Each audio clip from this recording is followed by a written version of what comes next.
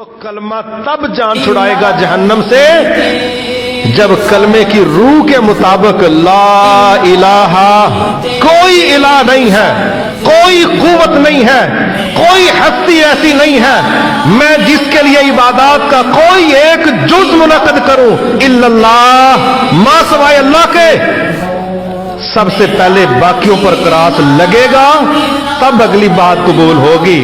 فَمَن يَكْفُرْ بِالطَّاغُوتِ وَيُؤْمِن بِاللَّهِ فَقَدِ اسْتَمْسَكَ بِالْعُرْوَةِ الْوُثْقَىٰ لَا انفصام لَهَا، جو پہلے طاغوت کا انکار کرے اور پھر اللہ پر ایمان لائے، اس نے ایسا مضبوط کڑا رنگ تھام لیا ہے جو ٹوٹنے والا نہیں ہے۔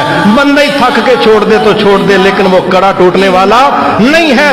لیکن پہلے انکار ہے اللہ کے علاوہ تمام معبودوں کا، وجودوں کا، تمام ہستیوں کا جو اختیارات کے نام پر دنیا میں معروف کر دی گئی ہیں، سب کا رد ہے، پھر اللہ پر ایمان ہے۔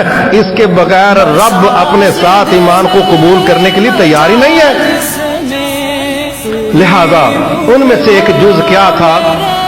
عبادات کے نام پر ہمارا کتنا بڑا معاشرے کا طبقہ ایسا ہے جو عبادات اللہ کے لیے کرنی تھی وہ عبادت اللہ کے علاوہ دوسروں کے لیے کر رہے ہیں، اور پھر قبر میں یہ توقع لگا کے بیٹھے ہیں ہم کہیں گے ہمارا رب اللہ ہے۔